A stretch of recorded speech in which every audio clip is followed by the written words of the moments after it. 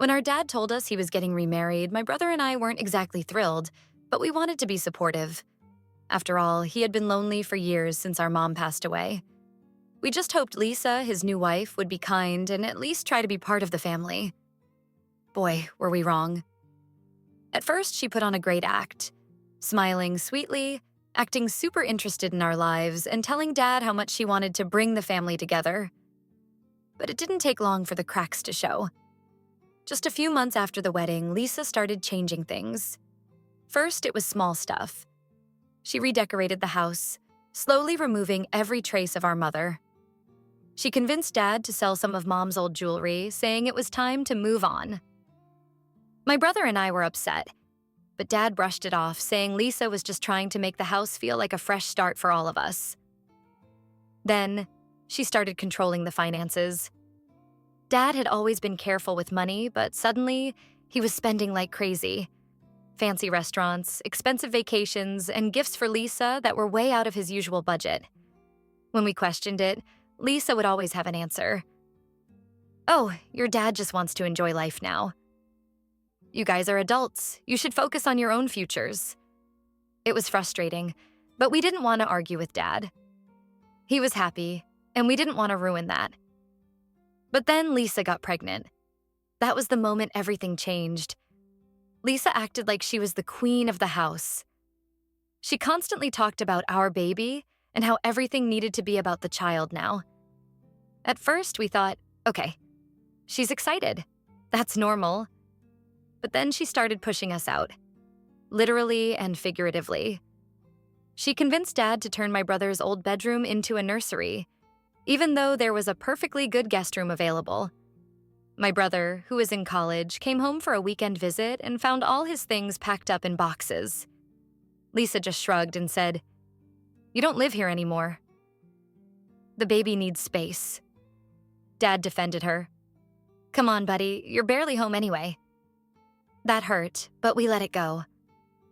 Then came the will situation. One day, I overheard Lisa on the phone. I wasn't eavesdropping on purpose, but she was loud, and I caught some words that made my stomach drop. "I just don't think it's fair. If something happens to him, why should those two get anything? The baby should inherit everything. I need to talk to him again." I froze.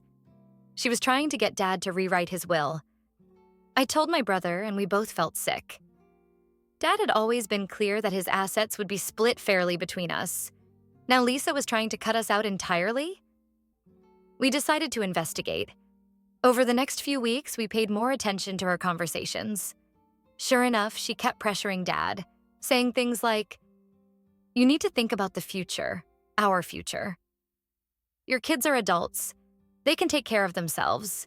The baby will need everything." It wasn't just words either. We noticed Dad becoming more distant, avoiding discussions about finances and shutting down whenever we asked about his plans. Lisa had her claws deep in him. We knew we had to do something, before it was too late. After realizing what Lisa was trying to do, my brother and I knew we couldn't just sit back and let it happen. She was manipulating our father, draining his finances, and now she wanted to erase us from his will. We had to stop her before it was too late. The first thing we did was start collecting proof. We couldn't just tell Dad, "Lisa is trying to steal everything." He was too blinded by her, and we needed solid evidence to make him see the truth.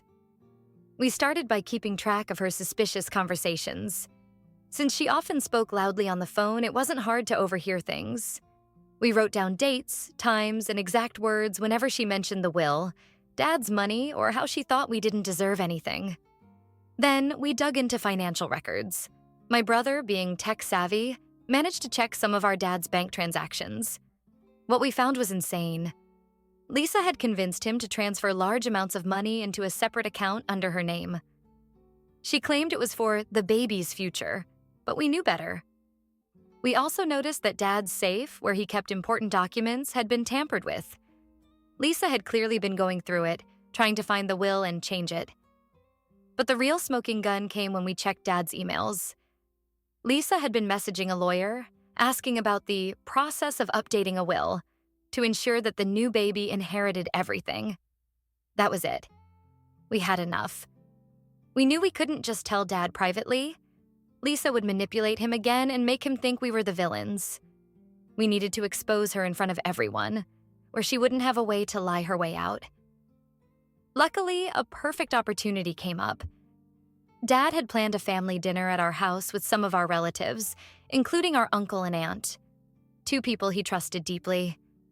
If we revealed the truth in front of them, Dad wouldn't be able to ignore it. The night of the dinner, my brother and I could barely contain ourselves. Lisa, of course, was playing the perfect loving wife, doting on Dad, rubbing her belly, and talking about how the baby would bring the whole family together. We let her talk. We let her feel comfortable. And then, when the conversation turned to family matters in the future, we dropped the bombshell. "Hey, Dad, just curious. When were you planning to tell us that Lisa's trying to remove us from your will?"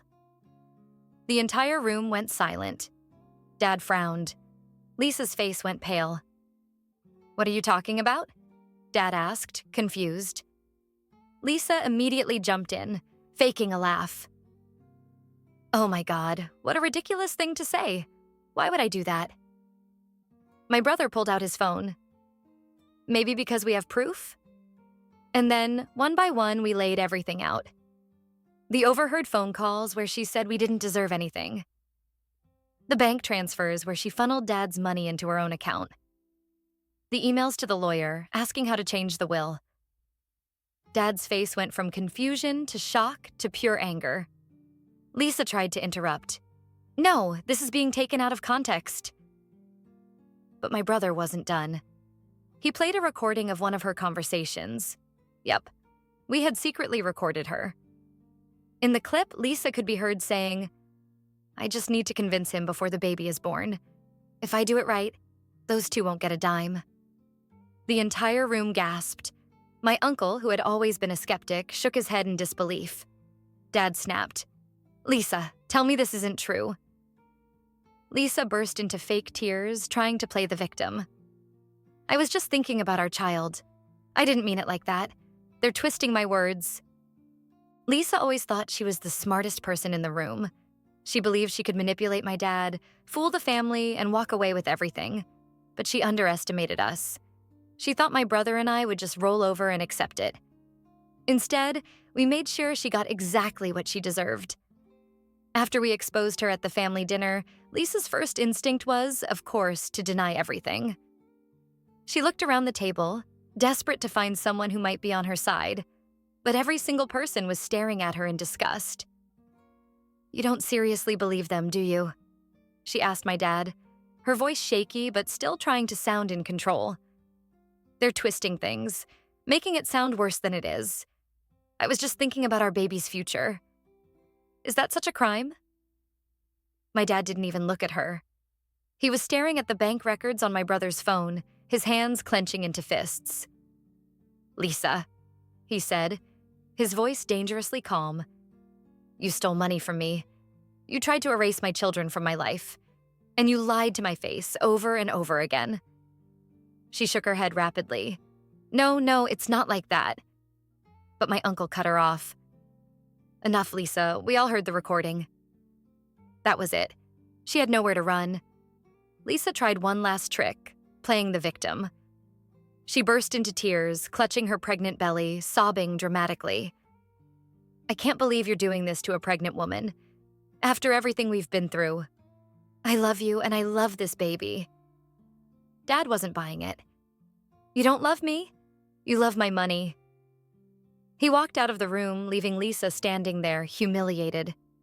That was the last time she ever set foot in our house. The next day, Dad met with his lawyer. He officially changed his will, ensuring Lisa would get nothing. He also reversed the money transfers she had tricked him into making. Every last cent she had stolen was taken back. And just to be safe, he set up a trust fund for the baby, but one that Lisa couldn't touch. If she had actually cared about the child and not just the money, this would have been good news. But for Lisa, it was a death sentence. She wasn't getting a dime. Kicked out of the house and with no access to Dad's money, Lisa was forced to move in with a friend. She begged Dad to reconsider, claiming she had nowhere to go, but he was done with her. Word spread fast. Our extended family, friends, and even some of Lisa's own friends found out what she did.